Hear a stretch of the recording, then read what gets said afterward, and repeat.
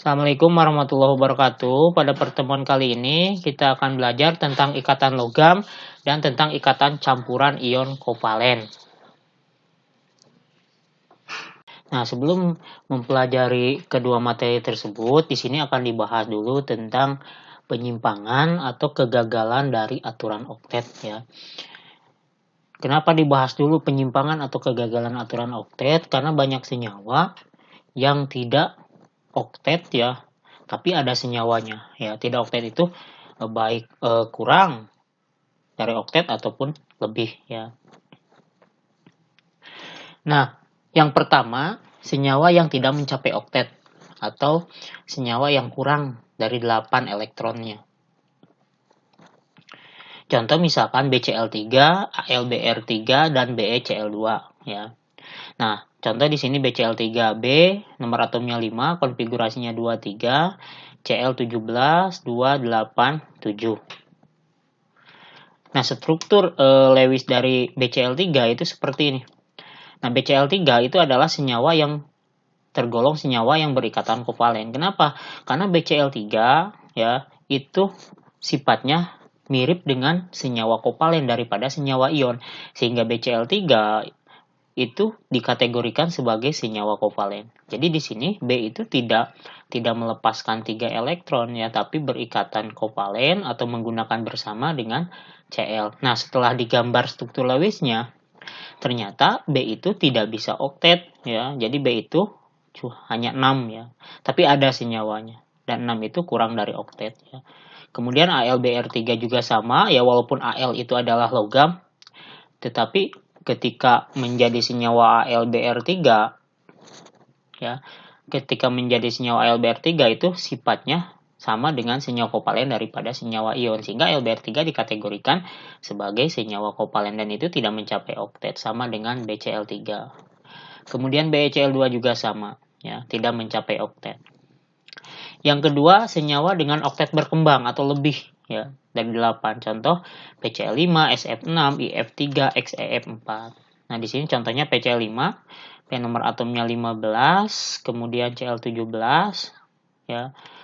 Nah, P mengikat 5Cl ya. Artinya ada di sini ada 5 ikatan tunggal. Kalau 5 ikatan tunggal, satu ikatan itu 2 elektron atau satu pasang, maka 2 kali 5 itu 10 dan P 10 elektron ya, itu lebih dari 8. Ada senyawanya PCl5 ya. Kemudian SF6 ya, justru lebih banyak SF6 itu karena ada 6 ikatan tunggal ya, jadi 12. IF3 ya juga sama, lebih dari oktet. Kemudian XEF4. Nah, XEF4 itu adalah senyawa yang terbentuk dari unsur golongan gas mulia atau golongan 8A, yaitu xenon ya. Nah, walaupun di alam tidak ada, tapi di laboratorium ya, unsur-unsur gas mulia itu dapat dipaksa bersenyawa dengan unsur yang lain. Salah satunya adalah XeF4 ya. Kalau unsur gas mulia ya pasti tidak oktet, karena unsur gas mulia sendiri si elektronnya sudah 8 elektron valensinya. Belum lagi berikatan dengan di sini dengan F ya, 8 dengan F berikatan 4 dari F, jadi 12. Yang ketiga, senyawa dengan jumlah elektron valensi ganjil. Contoh NO, NO2 dan NO3. Di sini contohnya NO2 ya. Oke. N-nya ada 1 kali elektron valensinya 1 kali 5, O-nya ada 2 kali 6, 12, dijumlahkan 17. Nah, ini ganjil. Nah, jumlah elektron valensi ganjil itu tidak akan bisa oktet ya. Ini. Nah, karena pasti ada satu elektron yang tidak berpasangan ya. Jadi N-nya tidak mencapai tidak oktet ya. Karena jumlah elektron valensinya ganjil. Berikutnya, ikatan campuran ion dan kovalen. Contohnya NaOH, NH4Cl, K2SO4, dan MgCO3 ya. Contoh misalkan NaOH. NaOH terdiri dari 3 unsur, yaitu Na, natrium, oksigen, dan hidrogen. Natrium nomor atomnya 11, konfigurasinya 281, oksigen nomor atomnya 8, hidrogen nomor atomnya 1. Nah, natrium dengan elektron valensi 1 itu cenderung akan melepaskan 1 elektron. Ya, karena natrium itu logam yang mudah melepaskan 1 elektron. Kemudian oksigen membutuhkan 2 elektron ya, karena elektron valensinya 6. Kemudian hidrogen itu membutuhkan 1 elektron. Nah, antara oksigen dengan hidrogen itu terjadi ikatan kovalen saling menggunakan bersama ya. Jadi oksigen nyumbang 1, hidrogen nyumbang 1, saling menggunakan bersama. Tetapi ikatan antara Na dengan OH secara keseluruhan itu terjadi secara ionik, di mana Na itu melepaskan elektron sehingga Na menjadi bermuatan positif dan OH menjadi bermuatan negatif ya. Maka Na positif OH negatif, terbentuklah senyawa NaOH ya. Nah, jadi dalam senyawa NaOH itu ada 2 jenis ikatan, yaitu ikatan ion dan ikatan kovalen. Ikatan ionnya antara Na dengan OH, ikatan kovalennya ini antara O dengan H. Itu ikatan campuran ion dan kovalen. Berikutnya ikatan logam. Nah, sebelum membahas ikatan logam ya, saya di sini jelaskan dulu perbedaan antara ikatan ion, ikatan kovalen, dan ikatan logam. Ikatan kimia dibedakan menjadi 3. Yang pertama ikatan ion, yang kedua ikatan kovalen, dan yang ketiga ikatan logam. Ikatan ion itu terjadi antara unsur logam dan non-logam, atau salah satu melepaskan elektron, yang satu lagi menangkap elektron. Jadi ion positif, ion negatif. Kemudian ikatan kovalen menggunakan pemakaian bersama. Jadi dua-duanya kekurangan atau terjadi antara unsur non-logam dengan unsur non-logam. Kalau ikatan logam itu terjadi antara logam dengan logam. Ya. Contoh ikatan ion itu NaCl. Ya, salah satunya NaCl itu Na logam, Cl non logam. Contoh ikatan kovalen H2O, dua-duanya non logam, hidrogen non logam, oksigen non logam, NH3 juga non logam dua-duanya, CO2 juga non logam dua-duanya. Kalau ikatan logam, contohnya unsur besi ya, terjadi ikatan antara atom besi, atom Fe dengan atom Fe. Aluminium juga sama, antara atom Al dengan atom Al. Ya, jadi ini yang akan dibahas sekarang itu adalah ikatan logam. Nah, contoh logam, besi, aluminium, perak, emas, tembaga, timah, seng, dan yang lainnya. Ya. Nah, kenapa disebut logam? Karena logam itu memiliki sifat ya, sifat yang khusus atau karakteristiknya. Yang pertama, logam itu mengkilat. Ya, sifatnya yang pertama mengkilat. Nah, contohnya ini, ya, ini contoh sendok yang terbuat dari logam itu mengkilat. Kemudian yang kedua, sifatnya dapat ditempa, ya, atau dapat dibentuk. Seperti jadi golok, jadi sendok yang tadi, ataupun jadi yang lainnya. Itu salah satu sifat logam. Yang ketiga, sifat logam itu lentur atau ulet. Ya, nah contohnya seperti per ini, ya, itu adalah salah satu sifat logam yang lentur. Berikutnya, sifat logam itu penghantar panas yang baik, sehingga logam digunakan untuk alat memasak, ya, karena penghantar panas yang baik. Kemudian logam juga penghantar listrik, ya, maka logam itu dibuat sebagai kabel, ya. Tembaga ini terbuat, tembaga itu adalah logam karena penghantar listrik yang baik. Nah, kenapa logam memiliki sifat yang 5 ini? Nah, itu yang akan dibahas dalam ikatan logam. Contoh aluminium, ya, yang banyak digunakan sebagai alat-alat rumah tangga. Aluminium itu nomor atomnya 13. Dikonfigurasikan 283, memiliki 3 elektron valensi. Ya. Satu atom aluminium itu memiliki 3 elektron valensi. Ya, jadi kalau misalkan dalam satu panci, ya, yang terbuat dari aluminium, itu atom aluminiumnya sangat banyak, ya, lebih dari miliaran triliunan. itu nanti dibahasnya di konsep mol ya. Intinya atom aluminium dalam sebuah panci itu sangat banyak ya.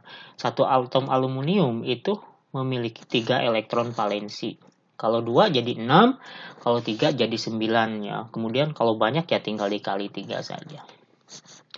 Nah, ini contoh misalkan ini aluminium ya. Jadi dalam aluminium sebesar ini, itu jumlah atom aluminium itu sangat banyak jumlahnya, itu bisa dihitung melalui konsep mol nanti di pertemuan berikutnya.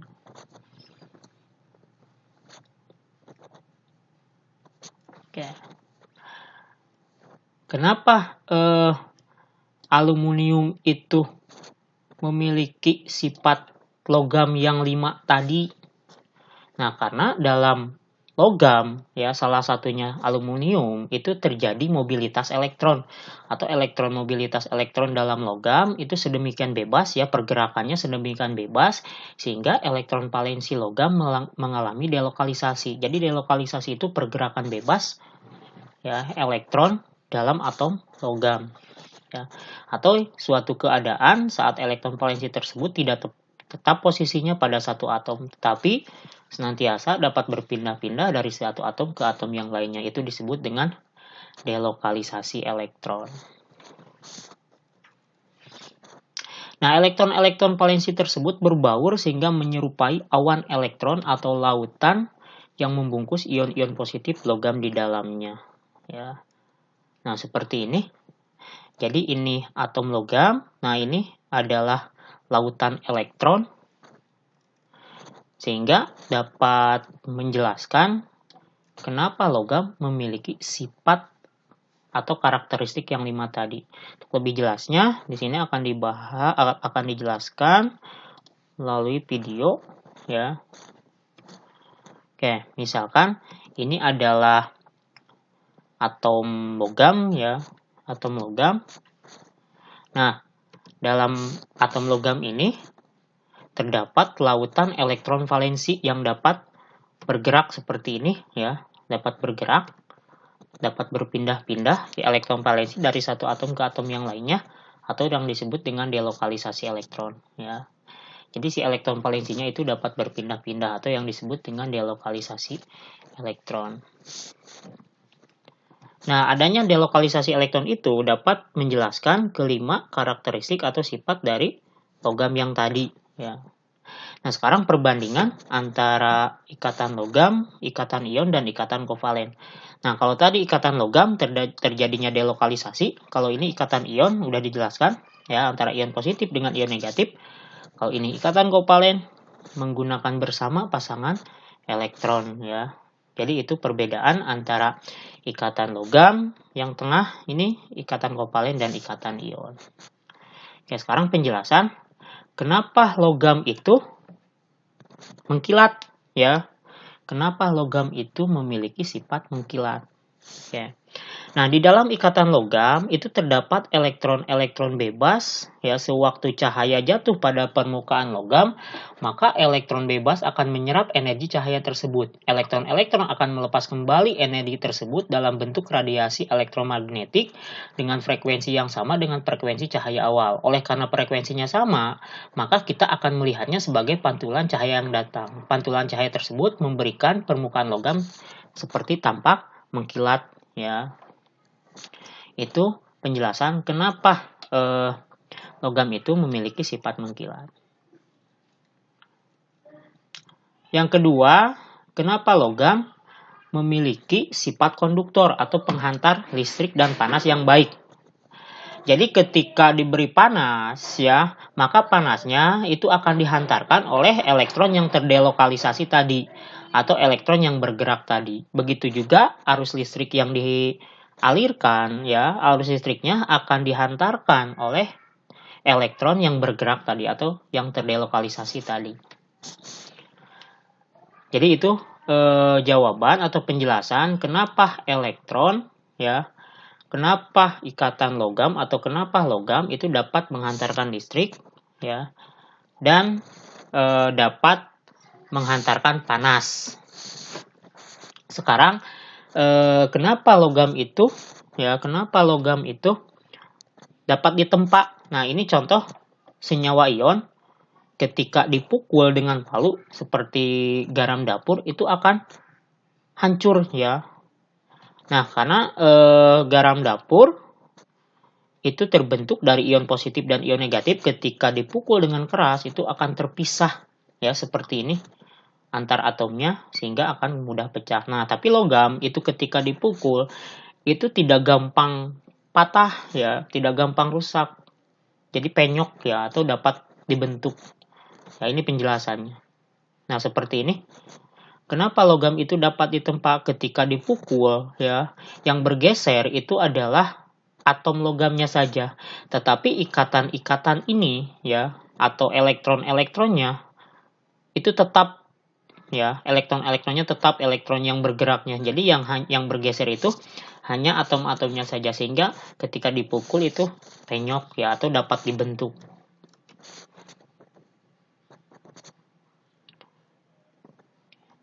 Sekarang kenapa logam itu lentur ya atau ulet? Nah, ini contoh senyawa ion ya yang tidak dapat atau yang mudah patah ya atau yang mudah rusak ketika dibentuk misalkan oleh suatu cetakan ya. Nah, ini maka akan hancur seperti ini ya. Karena tadi terpisah ion-ionnya atau atom-atomnya.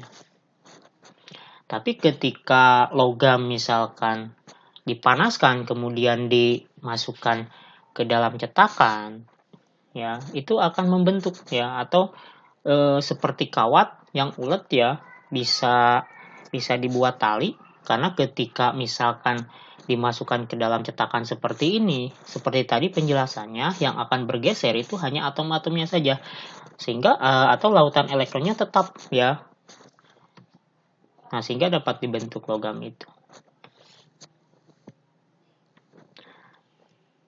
Nah, itu penjelasan ya kenapa senyawa logam dapat memiliki karakteristik tertentu ya atau 5 sifat yang tadi. Nah, jadi kesimpulannya, ikatan logam itu adalah ikatan yang terbentuk karena adanya gaya tarik inti atom-atom dengan lautan elektron ya. Jadi atom itu inti atom itu positif ya. Karena kenapa positif atomnya jadi positif? Ya karena elektron valensinya bergerak. Nah, kalau elektron valensinya bergerak, maka si atomnya jadi positif. Dan lautan elektron itu bermuatan negatif sehingga akan terjadi tarik menarik ya. Sehingga terbentuklah ikatan logam. Nah, pertemuan hari ini cukup ya. Kurang dan lebihnya mohon maaf. Tugasnya dikerjakan. Nanti tugasnya ada di web pembelajaran. Assalamualaikum warahmatullahi wabarakatuh.